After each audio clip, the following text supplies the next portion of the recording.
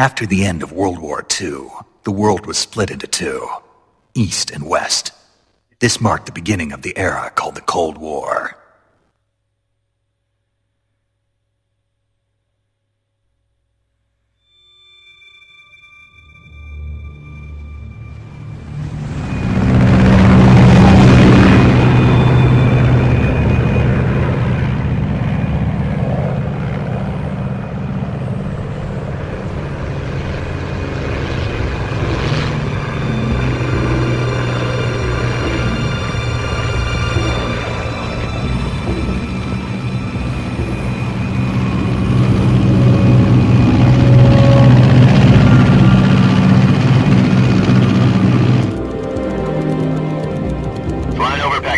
Altitude 30,000 feet.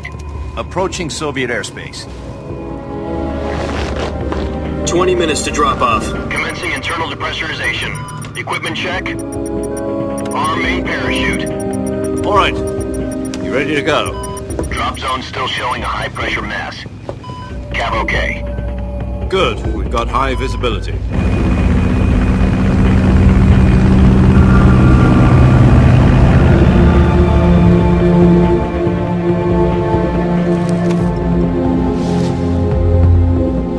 Put out that cigar.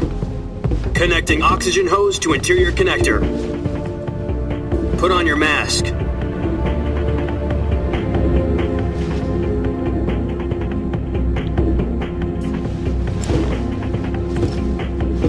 Does this panty waste know what he's doing? Approaching release point. 10 minutes to drop off. Hey, are you deaf? He said put out the cigar and put on your mask.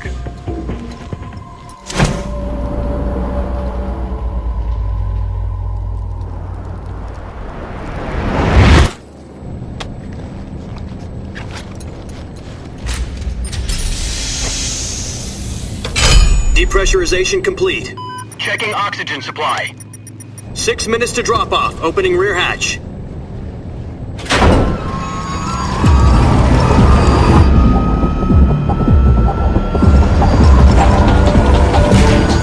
Sunrise.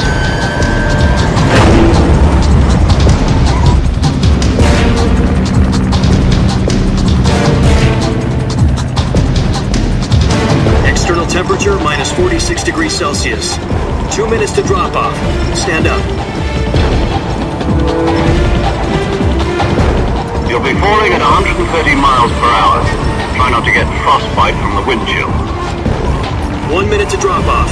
Move to the rear. Activate bailout model. This is one for the history books. The world's first halo jump. 10 seconds to drop off. Stand by. Status okay. All green. Prepare for drop-off. Countdown.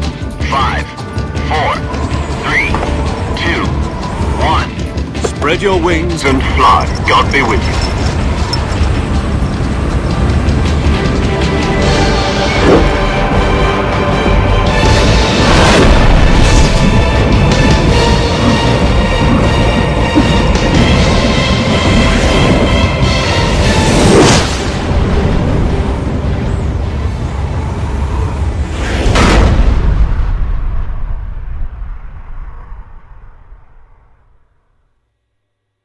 Jack, I've got some important news.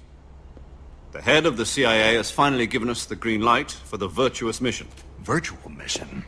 No, the virtuous mission.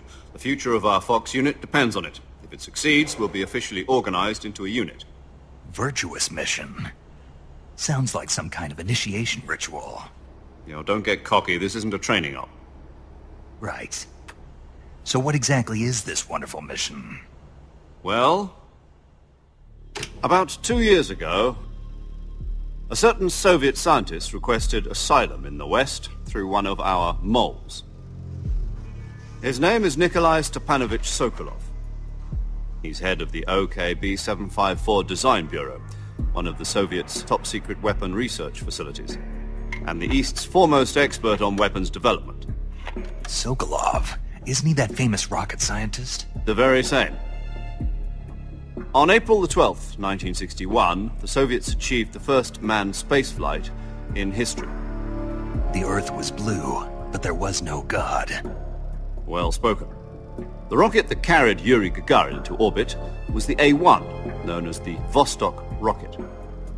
Sokolov is said to be the man most responsible for the multi-engine cluster used in that rocket. After Gagarin's flight, Sokolov left rocket development to become the head of the newly established Design Bureau. From a lowly technician to head of a design bureau, that's quite a success story, so why do you want to defect? It seems he'd become afraid of his own creations. Afraid? Call it a crisis of conscience. And for that, he left his country and his family behind and went over the fence? Not exactly. One of his conditions was that his family was also to be taken safely to the west. We used a mole to get the family out first and succeeded in sneaking Sokolov over the Berlin Wall shortly afterwards. I was the one who conducted the operation. The security on the eastern side was still full of holes back then. Then what? We got Sokolov over in one piece, but the whole ordeal had left him exhausted, and we checked him into a hospital in West Berlin. It took him 2 weeks and more than 600 miles to get from the research facility in the Soviet Union to Berlin. He was in no condition to say anything coherent. And it was only a week later that we had something much bigger on our hands. The Cuban Missile Crisis. October the 16th, 1962, President Kennedy received word that the Soviets were in the process of deploying intermediate-range ballistic missiles in Cuba. The President demanded that the Soviets dismantle and remove the missiles. At the same time, he announced a naval blockade to prevent further missile shipments from reaching Cuba. But the Soviets didn't back down, instead placing their armed forces on secondary alert. Soviet transport ships carrying missiles continued on course towards Cuba. US and Soviet forces went on alert for an all-out nuclear war. Frantic negotiations were conducted through the UN's Emergency Security Council and unofficial channels to end the hair-trigger standoff. Finally, on October the 28th, the Soviet Union agreed to remove its missiles from Cuba. And so the world avoided a nuclear holocaust. But in order to get the Soviets to pull their missiles out, we had to make a deal. You mean the one where the US agreed to remove its IRBMs from Turkey? No. The Jupiter IRBMs deployed in Turkey were obsolete, and we were going to get rid of them anyway. They had no strategic value whatsoever to either the US or the Russians. The Turkey deal was a ruse, a cover story that was fed to the other intelligence agencies around the world. So what did the Russians really want? Sokolov. They wanted us to return Sokolov. You mean the Soviets pulled out of Cuba just to get their hands on Sokolov? That's right. What the hell was he working on? At the time, we had no idea. We were running out of time. It was either give up Sokolov or risk full-scale nuclear war. In the end, we had no choice. President Kennedy gave in to Khrushchev's demand. The next day, I got Sokolov out of the hospital, handing him over to agents on the eastern side. Sokolov kept on screaming, "Save me," until he disappeared from my sight. Then a month ago, we received some new information from one of our moles. About Sokolov? Yes. He was taken back to the research facility and forced to continue working on the weapon in question under KGB supervision. What's more, it's on the verge of completion. So what kind of weapon is it? Something to do with space rockets? No. Missiles. Same technology. I guess you're right. We don't know the details, but it appears to be a new kind of nuclear device. For half a year now, the Soviets have been conducting frequent nuclear tests at Semipalatinsk. Something to do with the weapon, I assume. We're talking about a secret weapon so big that Khrushchev was ready to pull out of Cuba to get it back. Is Sokolov still in the facility? No. According to our intelligence, he's in Selinoyarsk, a place in the mountains about 3 miles to the west that's known as the Virgin Cliffs. The Virgin Cliffs. Nice name for a virtuous mission. They moved him there just recently. Why? Apparently, they're conducting a field test of the weapon, but it's our best chance to get him back.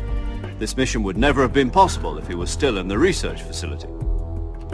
This is our last chance. Sokolov must have known that too when he contacted us.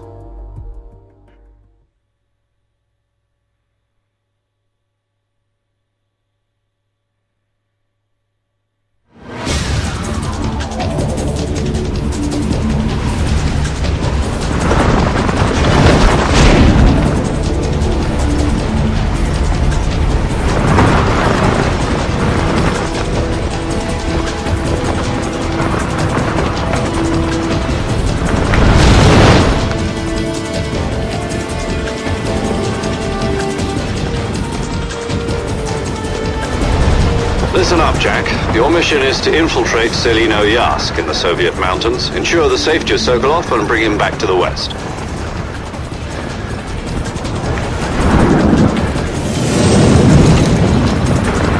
If we don't get Sokolov back before that weapon is complete, we'll be facing a major crisis.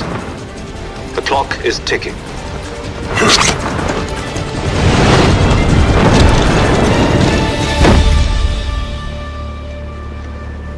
Once we've confirmed the rescue of Sokolov, stand by at the recovery point. A recovery balloon will be dropped at that point. Helium will be pumped into the balloon to inflate it. The process takes about 20 minutes. Once it's complete, the gunship's arm will latch onto the balloon and pull it up. The Fulton surface-to-air recovery system. I'm familiar with the theory. Take it easy. It's been combat-proven. Do you think Sokolov is up to it? The shock will be less than during a parachute jump, and the arm can handle up to 500 pounds. So you're planning on going over the border in a single combat Talon? She's equipped with two 6-barrel 20mm Vulcan cannons, as well as two 40mm machine guns. Sounds like she could hold her own against a battalion of tanks. Even with the fuel in the reserve tank, we're facing a 4-hour time limit. If all goes well, it shouldn't take more than a few hours. Home in time for dinner. But if anything goes wrong, you'll be eating dinner, breakfast, and all the rest of your meals in the jungle.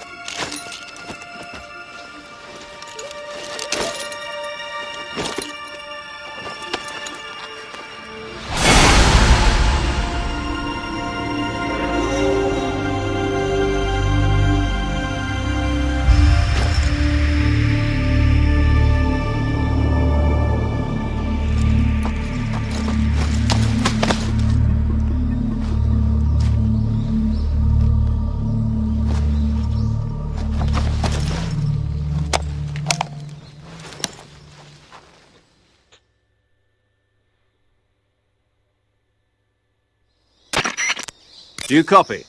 You're already in enemy territory, and somebody might be listening in. From here on out, we'll be using code names to refer to each other. Your code name for this mission will be Naked Snake. I'll be referring to you as Snake from now on. You're not to mention your real name. Snake? What, you don't like snakes? What do you mean? You've eaten one before, haven't you? In survival training. I'm glad to hear that. I don't know if I'd ever order one in a restaurant, but... Be careful, you might not have a choice. What about you, Major? What should I call you? Let's see. I'll be Tom. Call me Major Tom. This will be a sneaking mission. You must not be seen by the enemy. You must leave no trace of your presence. Is that clear? This kind of infiltration is the Fox unit's speciality. In other words, weapons and equipment are procured on site. That goes for food as well. You're completely naked, just as your name implies. Great. Now I see why you asked me if I like snakes. I suppose calling me Snake was your idea of a joke, too. No. There's a good reason for that. I'll tell you later when the time is right. Gotcha. Getting back to the subject, how exactly am I supposed to feed myself? You've been issued a knife and a tranquilizer gun. Use them to hunt for food. You'll also find some medical supplies in your backpack. Yeah, about the backpack. I lost it in a tree on the way down. I see. Well, you'd better go back and get it then. You know where it is? No problem. I can see it from here. It's stuck on a branch. To climb a tree, stand in front of a tree that's covered in ivy and press the action button. I'll be monitoring your progress over the radio.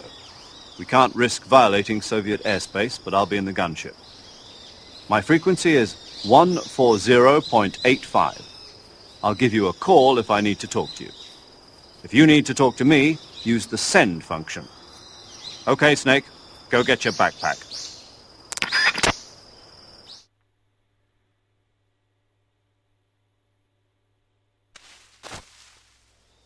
Hello everyone, my name is TurboTony19, and yes, I can finally talk. I've been watching all that all tight-lipped and everything. This is the start of my Let's Play of Metal Gear Solid 3 Snake Eater, and yes, this is one of my most favourite games of all time.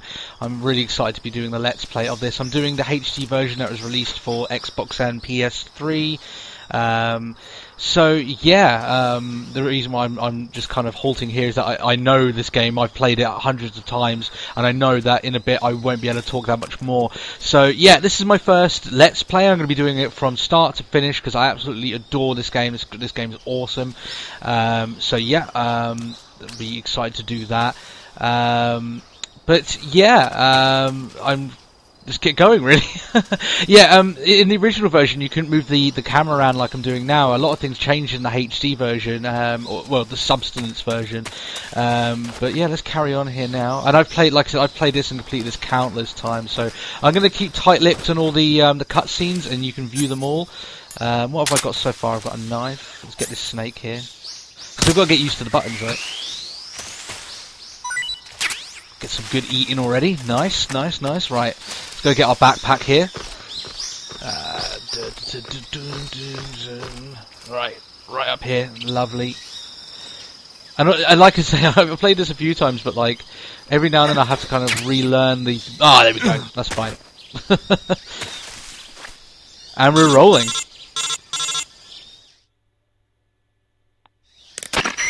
I see you've retrieved your backpack, Snake.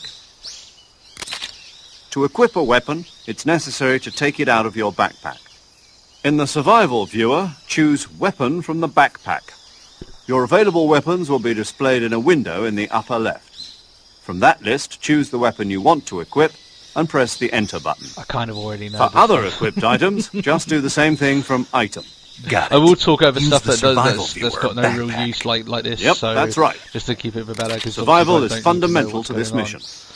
After you've been out in the field for a while, your stamina will start to drop. This is basically just talking about If your stuff in the stamina game. gets In too this low, game, you it'll basically have affect to your survive, performance. and you have to get food You on won't be your able to way. shoot accurately, so you for have example, to eat stuff like and your wounds won't snakes heal as smoothly. and spiders and Keep an eye on and your stamina fauna so and you stuff don't like run that. out. So yeah, To recover that's lost cool. stamina, you can hunt for And yeah, local like I said, this is flora one of my and most fauna. favourite games of all time. You can use either your if not tranquilizer my gun most or your favourite game knife of all to hunt. time. I'm pretty My close to only Guild weapon Wars is 2. a Mark 22 Hush Puppy so, tranquilizer yeah. gun. I'm really excited That's to be right. able to go It's through been this. fitted and, with its own I think suppressor. with this game I can actually However, go through the it. suppressor will deteriorate every time you if fire. skip through it, Once its I'm doing it durability on normal reaches difficulty. zero, If the I'm noise doing it on suppression easy, I can effect actually will go be through gone. it in about under 3 So don't hours, get I too think. trigger happy with it. But The suppressor's this game is durability very is shown cutscene in the heavy. icon. Any weapons and equipment beyond what you're carrying yeah, now? I'll just shut up and they're have to going to find be as talking you about go. the important stuff soon. I have so to find my own enjoy. weapons and equipment. Whose crazy idea was this, anyway? Solo covert actions are standard Fox operating procedure. You can't leave any traces of your presence. No weapons, equipment, footprints, sweat, or bodily waste. The same goes for bullets and cartridges, too. Your presence in enemy territory is already a violation of international conventions of warfare. There aren't supposed to be any American soldiers in Russia. It could spark an international incident. You can't let anyone see you. You can't let the enemy know you're there. This is a stealth mission. You're a ghost, Snake, in every sense of the word. And there'll be no rescue if you're captured. The military and US government will deny any involvement in the affair. Then I'll just have to take care of myself, huh? I'm afraid so. You've been given a fake death pill for that purpose. SIS guidelines stipulate that soldiers on covert ops like this one be issued a potassium cyanide capsule. Tape it to your body so you can take it when you need to. How generous of you. Use it if you're taken prisoner by the enemy. It'll send you into a state of false death for a short time. fooling them into thinking that I'm really dead. So, how do I come back to life? Just take the revival pill. You mean that thing they put in my tooth before the mission? That's the one. But be careful. If you remain in a state of false death for too long, nothing will be able to bring you back. Remember that. I'll keep it in mind. You said this was a solo mission, right? Right. I guess that means I can't count on any reinforcements. Correct. The mission rests entirely in your hands. A real one-man army. Relax. There's a support team ready to back you up over the radio.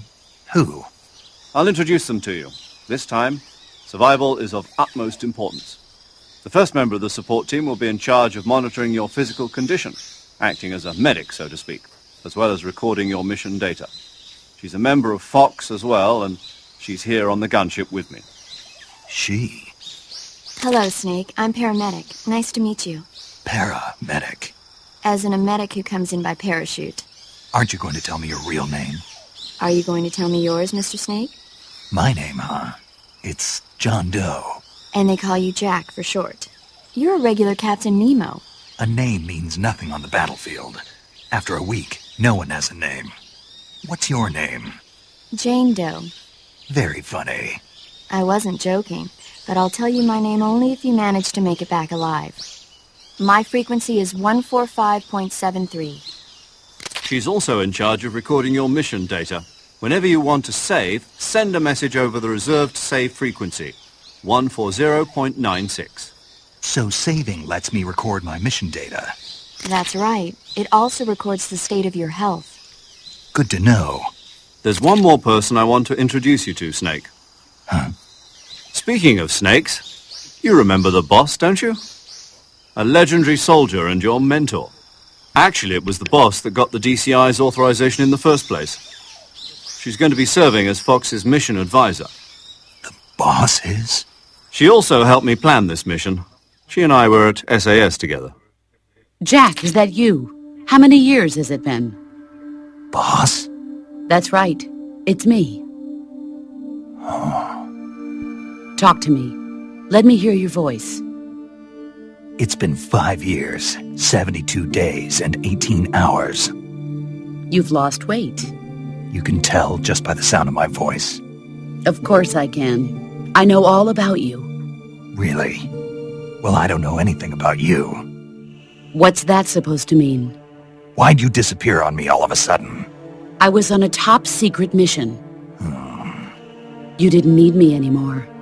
But there were still so many things I wanted you to teach me.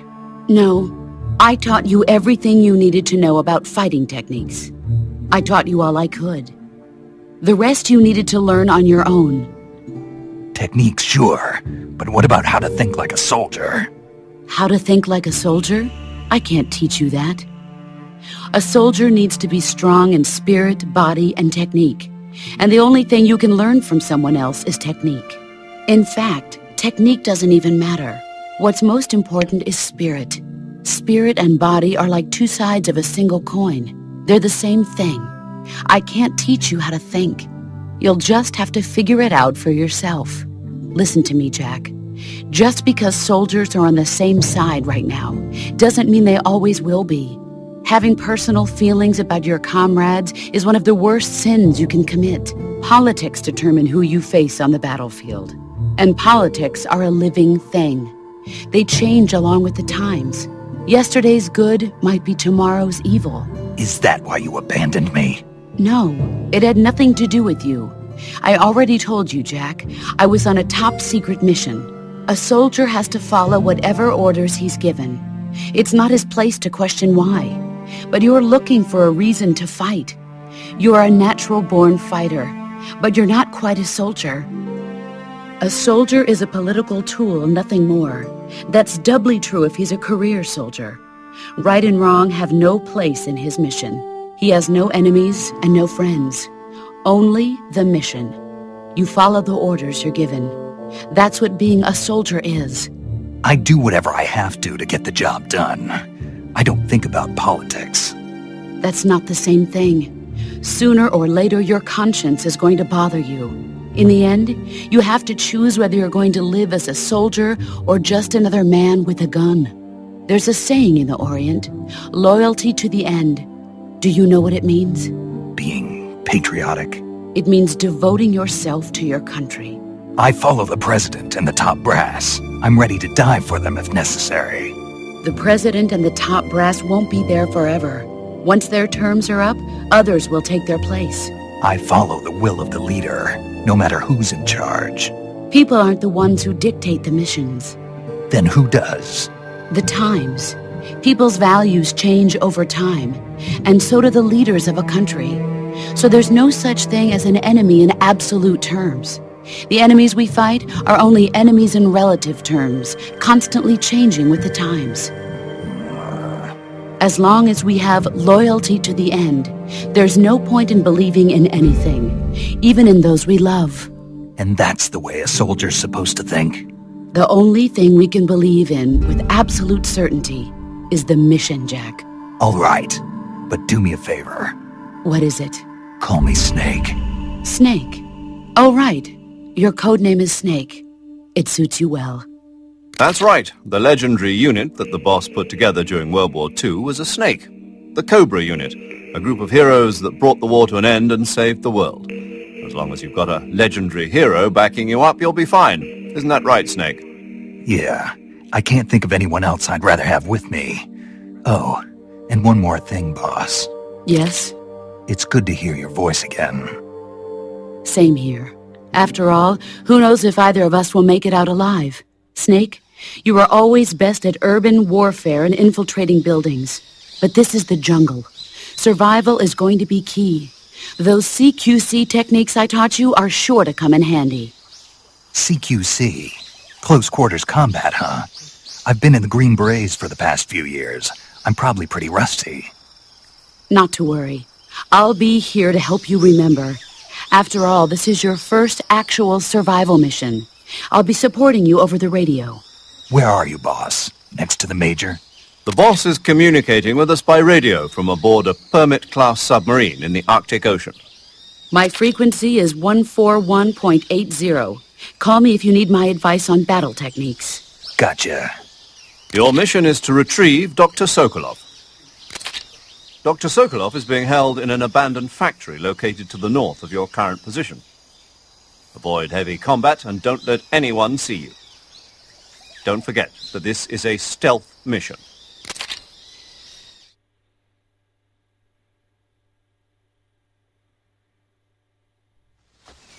Snake, try to remember some of the basics of CQC.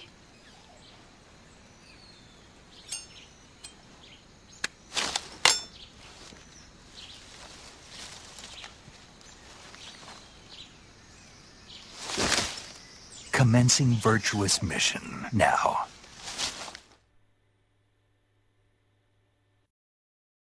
Heathcliff, it's me, I'm Kathy. Do not make fun of Kate Bush.